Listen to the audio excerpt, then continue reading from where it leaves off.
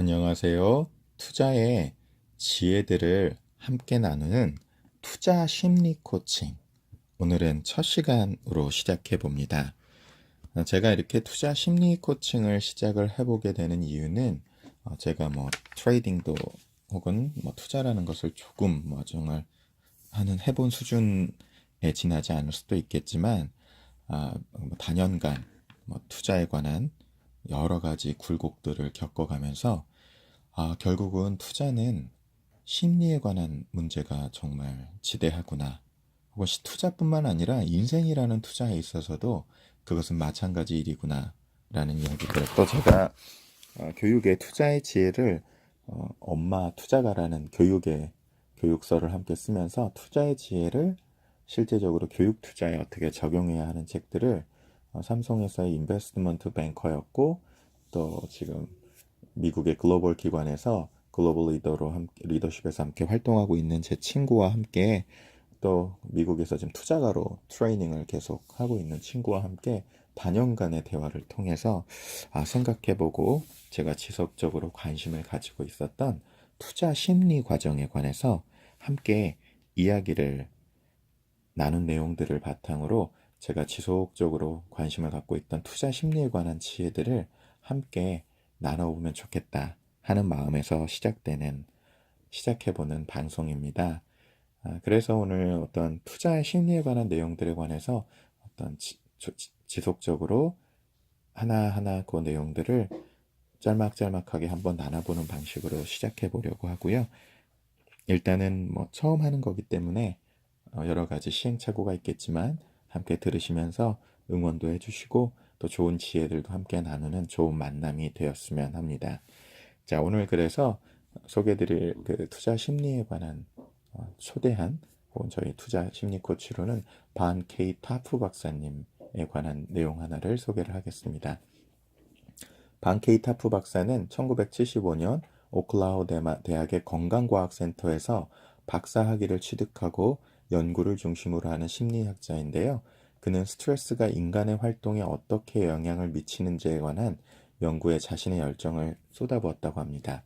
그가 가장 관심을 가지는 분야는 승리의 심리학이면서 특히 승리라는 개념이 시장에 적용됐을 때의 심리학적 현상을 분석하는 데 전문가고요.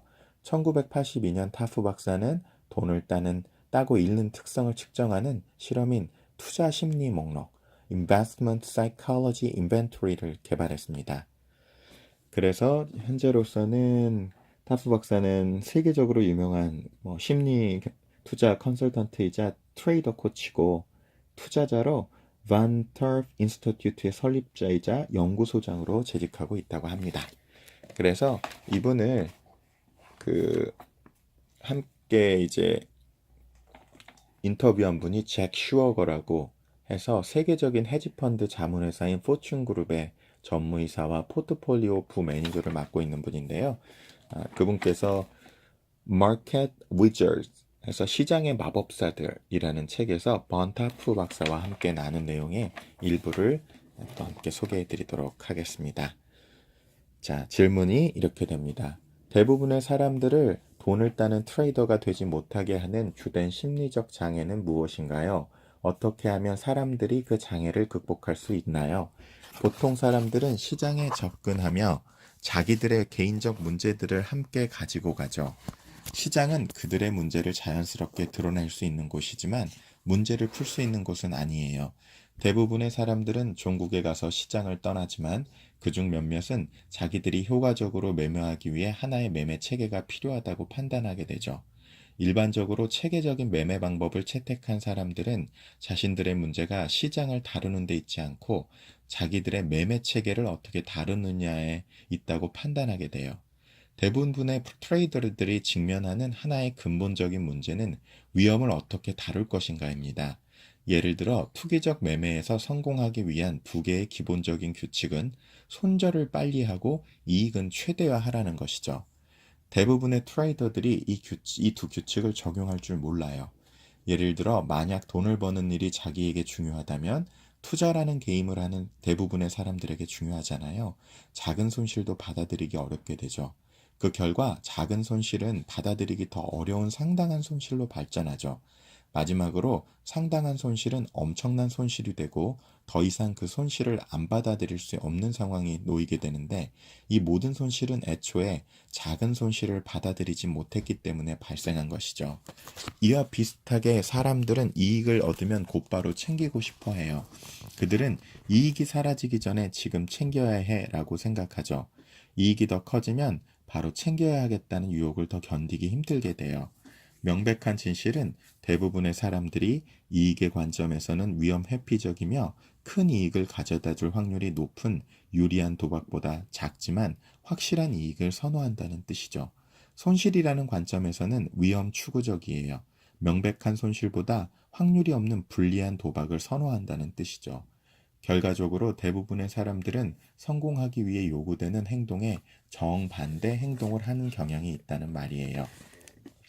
그들은 이익은 빨리 자르고 손실은 최대한 키우죠. 만약 매매를 하나의 게임으로 생각하고 오류를 범하는 일을 게임의 규칙을 따르지 않는 일이라고 생각한다면 이 두 규칙을 따르는 일이 훨씬 쉬워질 수 있어요. 하루를 시작할 때 자신의 매매 규칙을 살펴보고 하루가 끝나면 자신의 매매를 돌이켜보며 자신이 규칙을 따랐다면 설령 돈을 잃었다 하더라도 자신을 자랑스럽게 생각하는 거예요.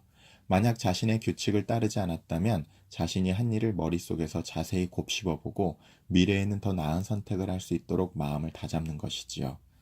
사람들이 가진 두 번째 중대한 문제점은 스트레스예요. 스트레스는 근심과 생물학적 투쟁 도피 반응이라는 두 가지 형태를 띠죠. 우리의 뇌는 정보를 처리하는 데 한계가 있어요. 만약 머릿속이 근심거리로 가득 차 있다면 그 근심거리들이 결정을 하는데 필요한 공간을 대부분 점유하고 있죠. 그러면 사람들은 효과적으로 작용하는 데 필요한 충분한 능력을 갖지 못하게 돼요. 투쟁, 도피 반응의 성질은 사람들의 초점을 너무 좁게 만들어요. 사람들은 초기에 흔히 일어났던 반응 패턴으로 되돌아가죠. 예를 들어 스트레스에 짓눌린 상태에서 사람들이 하게 되는 일반적인 결정은 결정 자체를 하지 않는 거예요. 초보일 때 하던 짓을 하는 것이지요. 중개인이 조언하는 대로 해요. 결론적으로 간단하기만 하다면 뭐든지 하죠. 간단한 해결 방법 중 옳은 방법은 드물거든요. 또한 사람들은 스트레스를 받으면 군중을 쫓아 따라하는 경향이 있어요. 다른 사람들의 행동에 따라 간단한 예를 제공하는 것이지요. 군중을 따라하는 사람들은 스스로 결정할 필요가 없지만 군중을 따라하는 일은 시장에서 돈을 잃는 확실한 방법이죠. 투쟁 도피의 방법의 두 번째 중대한 결과는 그것이 사람들로 하여금 더 많은 에너지를 소비하도록 한다는 사실이죠. 사람들은 스트레스를 받는 사건과 직면하게 되면 자기들이 생각해낼 수 있는 몇 안 되는 선택사항에 많은 노력을 쏟게 돼요. 자기들이 하던 일을 계속해서 더 열심히 하죠. 매매 결정에 더 많은 에너지를 쏟는다고 돈이 되지는 않거든요. 그렇게 하면 성급하고 비논리적 결정을 하게 될 따름이죠. 그리고 또 과도한 에너지를 소비하게 되고요. 돈을 잃는 포지션의 청산을 적극적으로 거부함으로써 그 포지션에 많은 에너지를 쏟아붓는 경우도 있어요. 결과적으로 더 큰 손실이 되죠. 요약하면 투쟁, 도피 반응은 선택의 폭을 좁게 하고 많은 에너지를 몇 안 되는 선택사항에 집중시켜 사람들의 성과를 저하시켜요. 스트레스를 다루는 해결책은 스트레스의 원인 파악과 스트레스 방어 방법의 개발이에요. 나는 스트레스 문제가 있는 사람들에게 스트레스 관리 프로그램을 받아보기를 권해요. 또한 스트레스를 받는 사건들 중 많은 사건들이 실은 그 사건을 받아들이는 당사자의 태도 때문이라는 점을 이해하는 일도 중요해요. 그런 태도를 바꾸면 사건도 변화되죠. 예를 들어 돈을 따는 사람들은 손실에 대한 태도에서 돈을 잃는 사람들과 전형적으로 달라요. 대부분의 사람들은 손실에 속상해하지만 성공적인 투자자와 투기꾼들은 돈을 따는 근본적 자질이 손실을 용납하는 일이라는 사실을 알고 있죠. 우리 문화의 대부분의 사람들에게 단지 승리만 용납된다고 가르쳤기 때문에 대부분의 투자자들은 손실에 대한 자신의 생각을 바꿔야만 성공적인 투자가가 될 수 있어요. 사람들이 가진 세 번째 중대한 문제는 갈등을 다루는 문제예요. 사람들에게는 각기 다른 부분에 자기가 존재하죠. 각 부분은 긍정적 의도를 가지고 있어요. 예를 들어 어떤 사람은 돈을 벌려는 부분, 실패로부터 자신을 보호하려는 부분, 자신을 가치 있는 존재로 느끼려는 부분, 가족의 안녕을 돌보려는 부분 등등을 가지고 있을 수 있어요. 그런데 이러한 부분들이 자신의 내부에 자리 잡게 되면 잠재의식 속에서 작동하게 돼요. 즉 어떤 일이 일어나느냐 하면 각 부분들은 지속적으로 새로운 행동을 유발하여 자기들의 의도를 달성하려 하죠. 때때로 유발된 행동들은 심각한 갈등을 초래하기도 하고요. 이 갈등 모델은 나의 가장 유용한 믿음 중 하나예요. 나는 실제로 사람들에게 그런 부분들이 있다고 말하는 게 아니에요. 그러나 내가 그렇게 믿는 이유는 사람들이 자신의 매매와 관련된 문제를 해결하도록 돕는데 많은 도움이 되기 때문이에요. 사람들이 자기의 그런 부분을 인식하게끔 하고 그 부분들 사이에 형식을 갖춘 흥정을 이행하도록 한 뒤 각각의 부분들이 어느 정도 만족을 얻도록 유도하죠. 그리고 가능하면 그 부분들을 통합하여 서로 맞물려 돌아가도록 해야 하죠. 네, 이렇게 한 구절을 함께 여러분 나눠보았는데요. 정리해보자 보면 대부분 성공적인 투자가가 되지 못한다는 그 심리적 장애는 크게 세 가지로 손실을 굉장히 받아들이기 어려워하고 그로 말미암아 성공하기에 요구되는 정반대 행동을 한다는 점 하나. 두 번째는 스트레스. 스트레스는 결국 근심과 생물학적 도피 반응이라는 두 가지 형태를 가지고 있는데 이러한 것들이 너무 사람들의 초점을 좁게 만들어 보이고 더 많은 에너지를 그 소모하게 만들어 버리기 때문에 의사결정을 또 그르치게 만드는 거고요. 그리고 세 번째는 갈등을 다루는 문제. 그러니까 내 안에 있는 여러 가지 내 안에 여러 가지 나의 모습들이 있는데 그 여러 가지 내부에서 작동하고 있는 잠재의식적인 이 내 안에 있는 여러 가지 다면적인 다중이라고 그러죠. 여러 가지 다중적인 나 자신에 대해서 그 부딪히는 요것들에 의해서 갈등이 초래되는 것이 또 효과적인 의사결정을 방해하기 때문이라고 정리를 해주고 계십니다. 이 부분에 대해서는 조금 더 설명을 하는데요. 이렇게 얘기를 합니다. 질문이 사람들에게 서로 상충하는 여러 다른 부분들이 있다는 개념은 좀 이해하기 어려운데요. 예를 하나 들어줄 수 있나요? 거래소에 트레이더를 상담한 적이 있어요. 그의 아버지는 돈을 아주 많이 번 사람이었죠.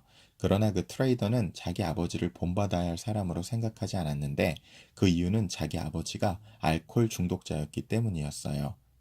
그 결과는 그는 자기 아버지를 닮지 않기 위해 자기를 방어하는 부분을 내부에 키우게 되었죠. 그는 매매로 1년에 약 7만 5천 달러를 벌 수 있었지만 그 이상 벌게 되면 그 부분이 작동해서 너무 많은 돈을 벌면 안 된다고 다그쳤었죠. 그가 바로 부분들의 흥정을 완성한 후 약 2달 만에 이게 어떻게 얼마입니까? 10, 100, 1000만, 10만, 65만 달러를 번 그 사람이에요. 라고 되어 있습니다. 이 얘기는 제가 참 많은 책들을 좀 보았고요. 한 10,000권이 넘는 책들을 좀 섭렵을 했고 그 이유는 제가 또 차차 말씀을 드리도록 하겠습니다. 제가 어떤 내적인 어떤 갈등이나 고민들을 해결하고 싶어서 책을 파고들었고 또 다양한 사람들을 만나보게 되면서 한 가지 현상을 발견하게 됩니다. 그것은 우리 안에 있는 두 가지 내가 있다라는 것. 전 종교와 어떤 인문학이나 어떤 동화나 민화나 신화가 모두 다 이 얘기를 똑같이 하고 있습니다. 쉽게 얘기하면 우리 안에 있는 나를 나로 잘못 알고 있는 미운오리의 의식이 있고 우리의 본연의 모습, 참나의 모습인 백조의 의식이 있다는 것입니다. 이 얘기는 여러분 제가 비유 들었듯이 안데르센의 미운오리 새끼, 이 오리는 원래 오리가 아니죠. 원래 백조인데 자기를 미운 오리 새끼라고 믿고 잘못된 행동들을 행동하는 내가 있고 그리고 진짜 나중에 내 본연의 모습인 백조를 깨닫게 되는데요. 이 얘기는 모든 동화들에 이렇게 구현이 됩니다. 미녀와 야수에서는 야수와 왕자, 피노키오에서는 꼭두각시 인형과 사람, 신데렐라에서는 제투성의 하녀와 공주, 그 다음에 꽃들에게 희망을이라는 동화에서는 애벌레와 나비, 또 갈매기의 꿈에서는 갈매기 떼와 조나단, 또 매트릭스라는 영화를 또 보셔도 이게 평범한 해커가 아닌 위대한 구원자, 해리포터에서도 찌질한 머글이 아닌 위대한 마법사, 이런 식으로 전 동화와 또 영화에 이게 계속 반복되고 있기도 하고요. 종교 쪽에서도 마찬가지입니다. 불교에서는 가와 진화, 기독교에서는 겉사람과 속사람 혹은 옛사람과 새사람 또 뭐 유교 쪽에서 굳이 비유해서 얘기한다면 소인배와 대인배, 군자 이런 식으로 이 모든 문화권 혹은 모든 종교, 철학 혹은 또 그들의 직업, 성별, 사는 어떤 문화적 배경 이 모든 것 상관없이 똑같은 얘기를 인류 문헌에서 공통적으로 인류 역사상 불변하며 혹은 보편적으로 이야기하고 있는 것이 우리 내면에 있는 크게 두 가지 나라는 것입니다. 그래서 삶이라는 투자를 해 나갈 때도 우리가 두 가지 방식의 게임을 할 수가 있는 거죠. 미운 오리 새끼의 인베스트먼트 게임을 할 수가 있고 백조의 인베스트먼트 게임을 할 수가 있는데 제가 앞으로 소개해드릴 모든 심리학도 결국은 우리의 의식이 미운 오리 새끼의 의식에서 백조의 의식으로 이 게임을 게임 체인저로 전환할 수 있을 때 그때 우리가 제대로 된 투자를 할 수 있는 기본기를 갖출 수 있다는 것이 주 핵심입니다. 뭐 스킬적 부분은 따로 당연히 연습을 해야 되고요. 뭐 HTS라든가 어떤 기법, 내가 좋아하는 기법을 통해서 정말 이 변화하는 시장에서 어떻게 살아갈 것인가. 사실 제가 이것을 하는 것도 제 자신 스스로를 또 트레이닝하고 또 좋은 지혜를 함께 나누고 싶어서인데요. 삶을 보면 이게 마치 마켓과 같은 것 같습니다. 정말 변화무쌍하고 예측이 가능하지가 않고 거기에 따라 우리는 에고 게임을 하거나 셀프 게임을 할 수가 있죠.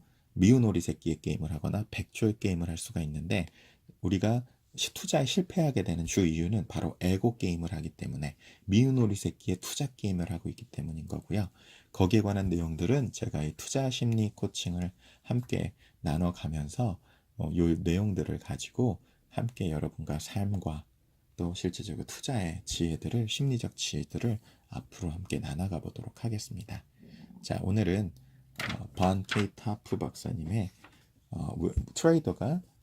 트레이더를 막는 심리적 이슈의 한 꼭지들을 다뤄보았고요. 거기에 맞춰서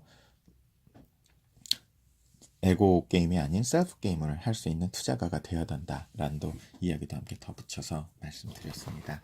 어떻게 게임 체인저가 될 수 있는지에 관해도 제가 그 내용들을 앞으로 진행하면서 하나씩 나눠가 보도록 하겠습니다. 네, 첫 방송인데 어떠셨는지 모르겠습니다. 잠깐 제가 이 녹음기도 떨어뜨리고 이렇게 해서 하기도 했는데 그래도 언제나 시작해보는 것으로 learning by doing으로 배워가는 것이 중요하기 때문에 함께 시작해보았고요. 이 내용이 도움이 정말 되셨으면 좋아요 그리고 구독하기 또 이 내용이 정말 주변에 도움을 줄 수 있는 사람들에게 함께 공유하기로 나눠주시면 좋은 선물이 되리라 믿어보면서 오늘 첫 방송 마쳐보겠습니다. 감사합니다.